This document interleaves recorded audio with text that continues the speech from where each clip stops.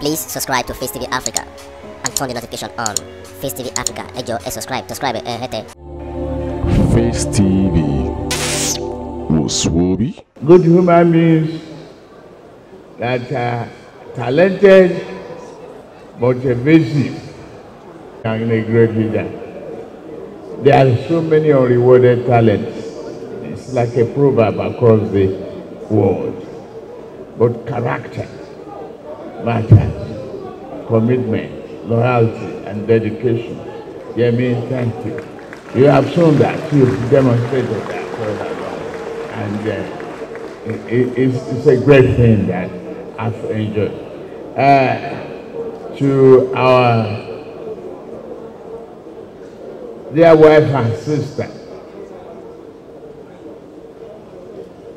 Mrs. Dolapo Osinbajo, thank you for your commitment to the betterment of our nation and your true dedication as a mother, as an handy person who had been, helping our youth to develop in so many aspects of our country and socio-economic programs.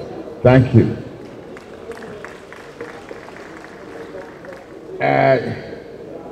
Our elders here present, Baba Konde, Alhaji Safuntu, and many aged and leaders present, Kabiesis, emirs, our traditional rulers and fathers. I come back to you. I want to say thank you as I stand here, and please accept my respect. To my colleague, the politicians, and the many governors, well, the president, I thank you and welcome you through Yemi Osinbajo as deputy. And he has read out so many names. It will be boring, and I will fail the essay of today if I start reading out your names.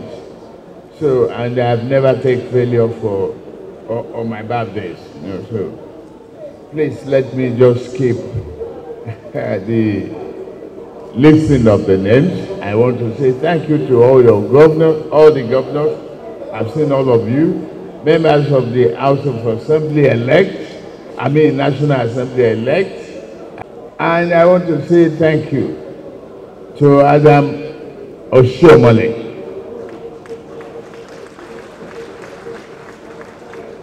The storming petrol.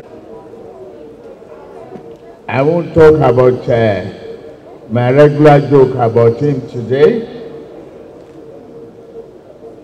but must thank him with the national kudos to APC. It cannot have been better for my birthday if we feel like the other party.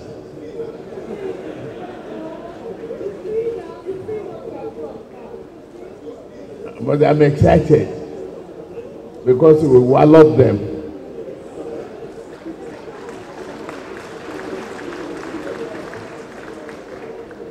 And as the co-chairman of the national campaign and the party strategy, I commend myself too. Thank you very much, Bola Tinubu.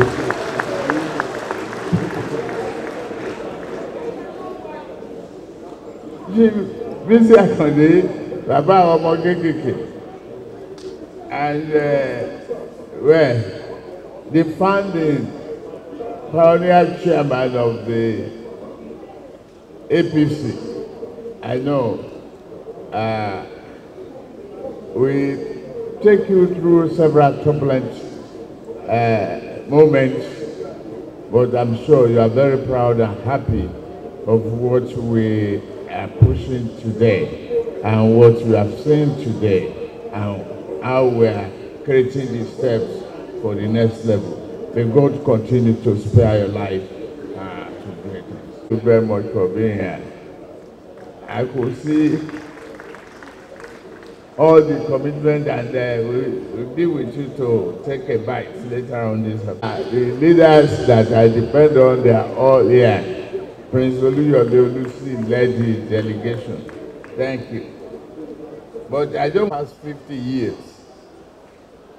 The global economy faces a steep headwind. Factors not our making. It can, and this is where I will stop and appeal to Professor MUSICFACENIGERIA, the Vice President and his team.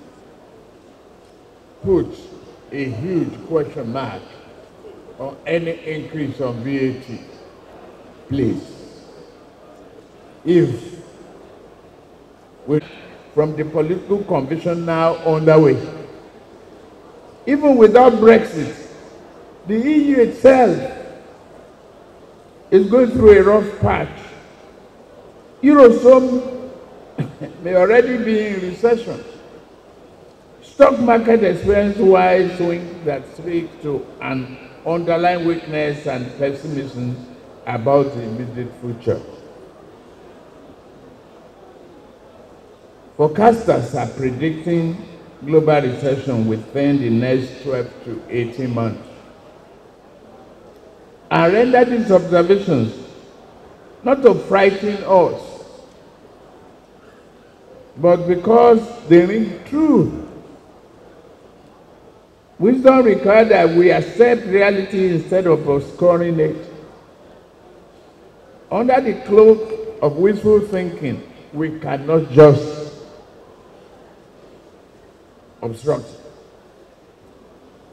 We must build the policies that interact with the world as it is and not with the world as it should be. We must recognize that these harsh economic tidings as advanced warnings to the wise. Hence, we must think deeper, work harder for our people in Nigeria. At this point, we must recognize a fundamental truth of our time. The economic model upon which the world is built is unraveling. The coming downturn is just a symptom of the great upheaval. The global economy faces the storm and needs a better and constructive reform.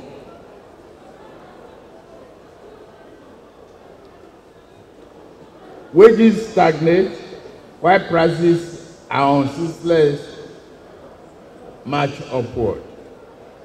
In America, progressives champion a Green New Deal, a massive government program to modernize the nation's aging energy infrastructure and to create job programs to keep the middle class from becoming an endangered economic species.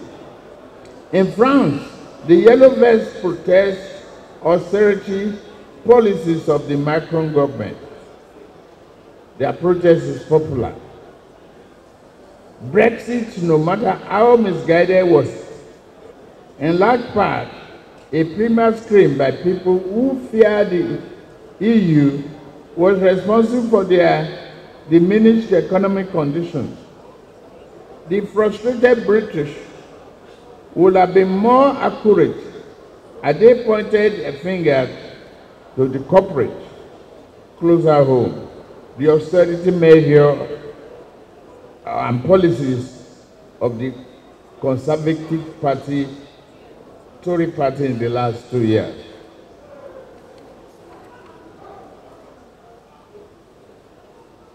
We must question the central right. But in our case, the next level must be seen as a part of a global and historic dynamic. Our pursuit of next level cannot be achieved by blindly following the economic path of other nations. I have seen a generic and homegrown innovation and creativity from various ideas that I've listened to here. I must congratulate this government. I've written my speech before I saw those animations, and I love what I've seen, and I believe in them that we will pursue it aggressively. We must construct our next level on a progressive ideology and vision that will take our people out of penury, diversify our economy, and more aggressively empower our youth and retrain our women and youths put together to become the great nation that we want to be. We must reform and retool the economy according to our definition. What is best for our own people, we cannot assign that duty to anyone else.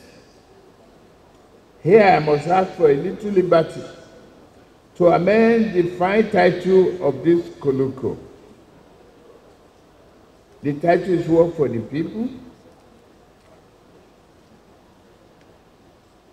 I say we must simply work.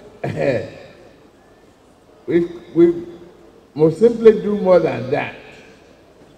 We must simply work for the people in a way that enables them to better work for themselves.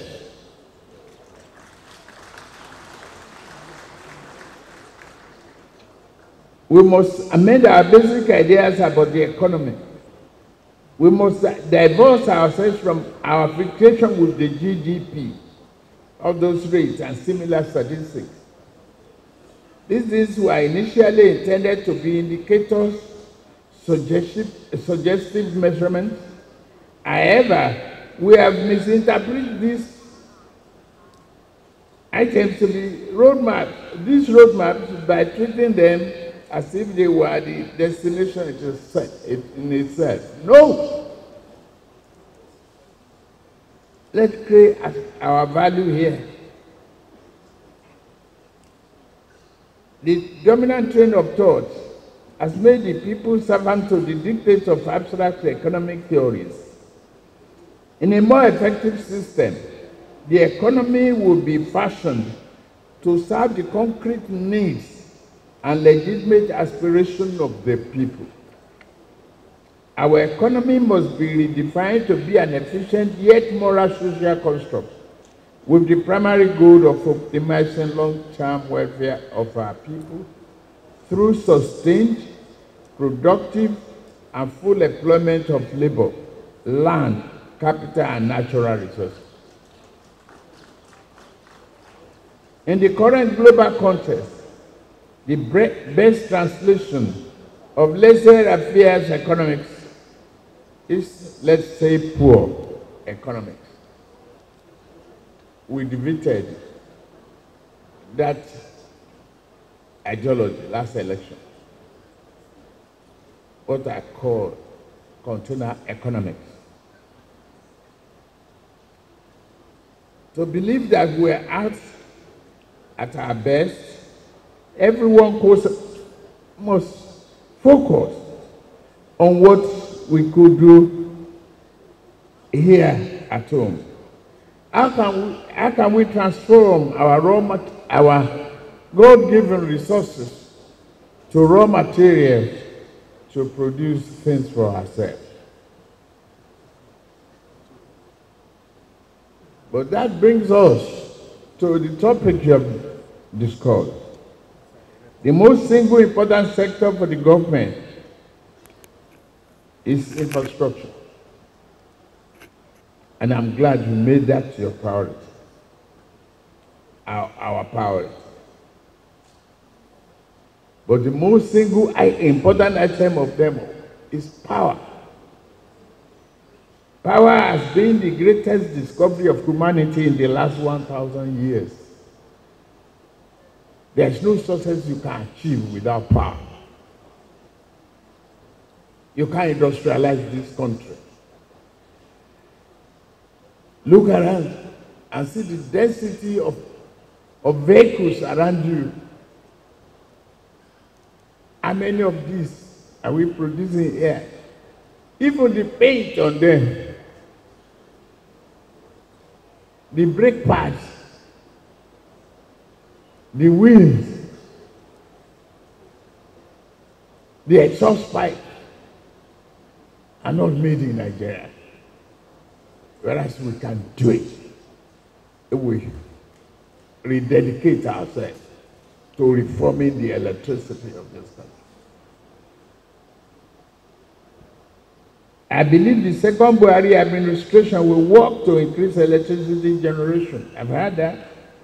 Transmission and distribution by more than 50% within the next 4 years.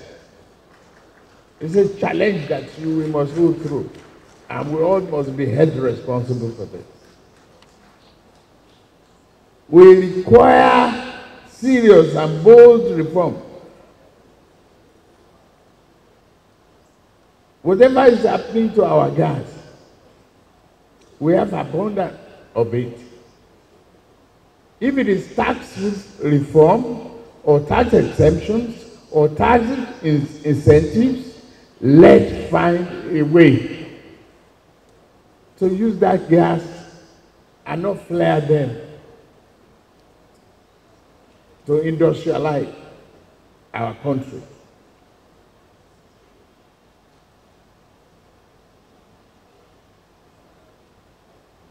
Continue flaring of those gas, they push into our family members across this country.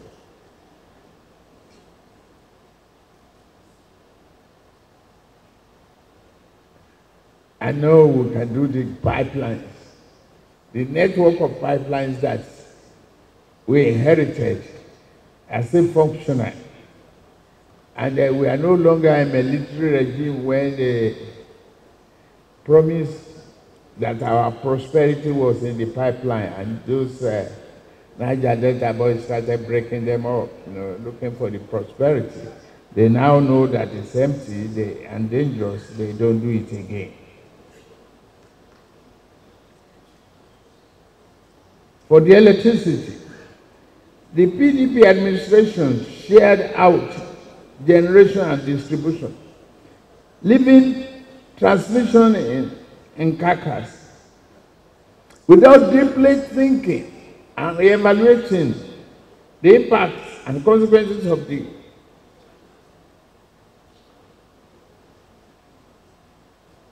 privatization. Please, let's revisit that privatization. Put experts together. It's not a pork chop. It's not a birthday cake like the one you put here to celebrate my day, that we will share, eat, and go. That's what they thought in the world. Trying to create another subsidy before they go, to continue to fleece Nigerians. We must put an end to the practice of billing people for electricity they never received.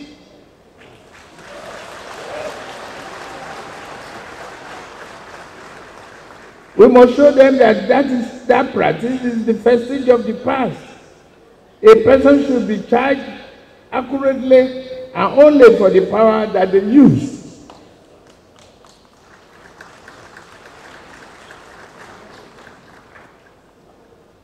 Sir, you are doing well in agriculture, but we can do more. You did inspire us on this stage and in this hall about commodities. We like the anchor borrowers. Expand it. It's creating jobs, yes. We must criticize ourselves. We need more of it. Transformation that will create raw materials for our pharmaceutical industry. If we think the West And I like the program of our partnership with Brazil. I commend your efforts on that. But we must bring forward the assembly plan to put mechanized farming tools in the front burner. We must equally invest more in the grain silos and food preservation in this country.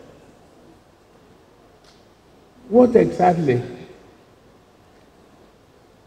So many of us had looked upon as disaster and adversity. I say no. The herdsman, the animal husbandry is not an enemy to the farmers. If we think deep, we can convert that adversity to prosperity and economic opportunity for our people. Put the animals, grow the corns for them.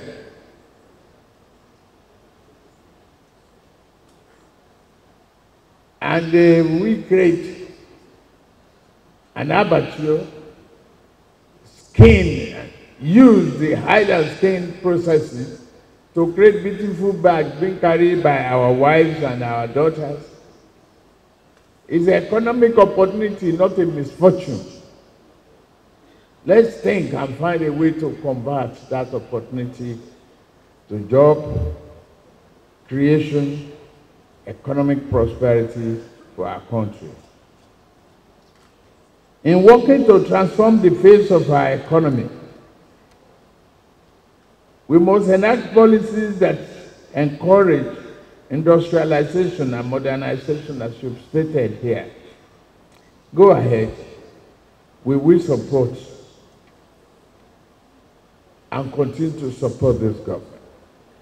We understand that you face a very stiff headwind, but somewhere in the height of a raging storm is a quiet and peaceful spot where we can think for this country to grow our economy.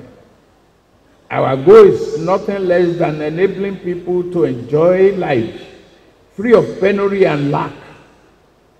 We seek to constitute a nation where all the basic sustenance and sufficient food on their tables, a sturdy and sheltering roof over their heads, and a fair chance and means to sustain and further enrich their lives as they see fit. Let it be that all that we may live in social contentment and peaceful with our neighbors as with ourselves. This is what we mean by next level. May God give it to us. Thank you for giving me this birthday wish. Please subscribe to Facetv Africa and turn the notification on. Facetv Africa, subscribe, Face TV was Swoby.